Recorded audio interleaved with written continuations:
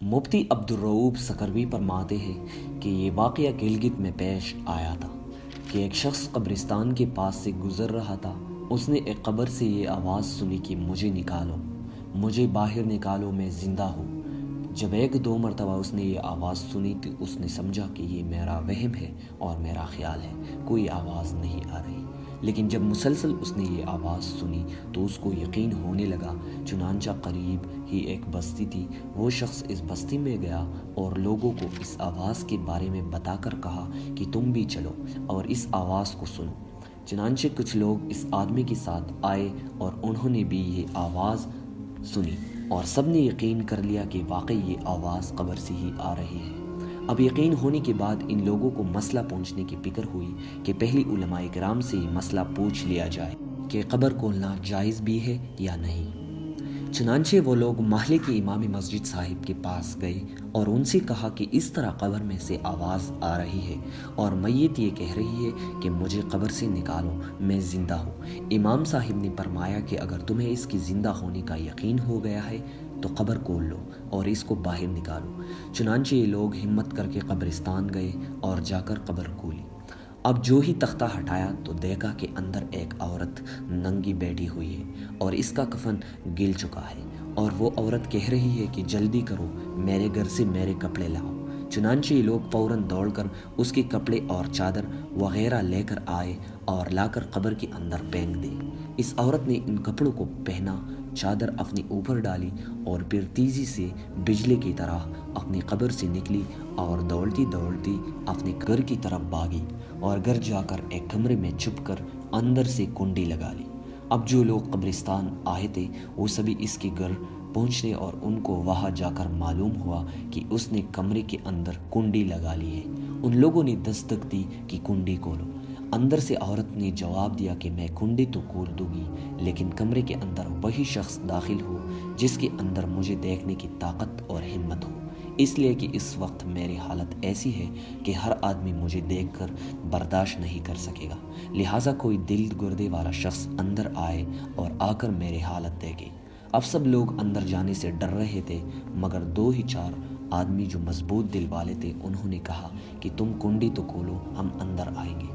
چنانچہ اس نے کنڈی کھول دی اور یہ لوگ اندر چلے گئے تو انہوں نے دیکھا کہ اندر وہ عورت اپنی آپ کو چادر میں چھپائی بیٹھی تھی۔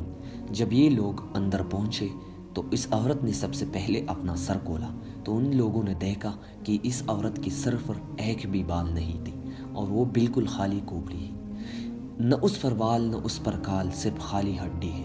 ان لوگوں نے پوچھا کہ تیرے بال کہاں گئے؟ اس عورت نے جواب دیا کہ جب میں زندہ تھی تو ننگی سر گھر سے باہر نکلا کرتی تھی، پھر مرنے کے بعد جب میں قبر میں لائی گئی تو فرشتوں نے میرا ایک ایک بال نوچا اور کھینچا۔ اس کھینچنے کے نتیجے میں بالوں کے ساتھ کھال بھی نکل گئی، اس وجہ سے اب میرے سر پہ بال نہیں ہے اور نہ کھال ہے۔ اب ذرا فلمی ٹی وی اداکار، وہ گلوکار، وہ فنکار جو ننگے سر پوری دنیا کے سامنے آ جاتی ہے، اور ان کے علاوہ وہ عام خواتین جو گھروں سے گلی کوچوں اور بازاروں پارکوں کی طرف جاتی ہے اور شادی بیاہ کی رسموں میں موجود ہوتے ہیں تو ننگے سر گھومتے پھرتے ہیں، وہ اپنا انجام سوچتے ہوئے اس واقعے سے عبرت حاصل کرے اور آئندہ کے لیے ننگے سر رہنے سے توبہ کرے۔ اس کے بعد اس عورت نے اپنا منہ کھولا۔ جب لوگوں نے اس کی منہ دیکھا تو وہ خوفناک ہو چکا تھا، اس کے سوائے دانتوں کی کچھ نظر نہ آیا۔ اوپر کا ہونٹ موجود نہ تھا، نہ نیچے کا ہونٹ موجود تھا، بلکہ 32 دانت سامنے جڑے ہوئے نظر آ رہے تھے۔ ذرا سوچے کہ اگر کسی انسان کے صرف دانت ہی دانت نظر آئے تو دیکھ کر کتنا ڈر لگتا ہے۔ اب ان لوگوں نے عورت سے پوچھا کہ تیرے ہونٹ کہاں گئے؟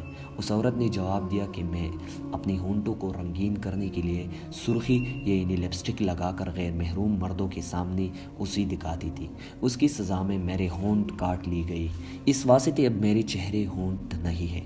اب ذرا وہ خواتین غور کریں کہ جو سرخی لگا کر ٹی وی پر خبریں یا خبروں کا خلاصہ یا پروگراموں کی تفصیل بیان کرتے ہوئے یا گلوکاری، فنکاری اور اداکاری کرتے ہوئے پوری دنیا کے سامنے جلوہ افروز ہوتے ہیں۔ اس کی بعد اس عورت نے اپنا ہاتھ اور پاؤں کی انگلیاں کھولی۔ لوگوں نے دیکھا کہ اس کی ہاتھ اور پاؤں کی انگلیوں میں ایک بھی ناخن نہیں تھا، تمام انگلیوں کے ناخن غائب تھے۔ اس عورت سے پوچھا کہ تیری انگلیوں کی ناخن کہاں گئے؟ اس عورت نے جواب دیا کہ ناخن پالش لگانے کی وجہ سے میرا ایک ایک ناخن کھینچ لیا گیا، چونکہ میں یہ سارے کام گھر کی باہر نکلتی تھی اور غیر مردوں کو دکھاتی پھرتی تھی، ان سے چھپاتی نہیں تھی، اس لیے جیسے ہی مرنے کے بعد قبر میں پہنچی تو میرے ساتھ یہ معاملہ ہو گیا اور مجھے یہ سزا ملی کہ میرے سر کے بال بھی نوچ اور کھینچ لیے گئے اور میرے ہونٹ بھی کاٹ لیے گئے اور میرے ناخن بھی کھینچ لیے گئے۔ اتنی باتیں کرنے کے بعد وہ بے ہوش ہو گئے اور مردہ بے جان ہو گئے جیسے لاش ہوتی ہے۔ چنانچہ ان لوگوں نے اس کو دوبارہ قبرستان میں پہنچا دیا۔ بہرحال اللہ تعالیٰ کو یہ عبرت دکھانا مقصود تھی کہ دیکھو اس عورت کا کیا انجام ہوا اور اس کو کتنا ہولناک عذاب دیا گیا تاکہ دنیا کے لوگ عبرت پکڑیں۔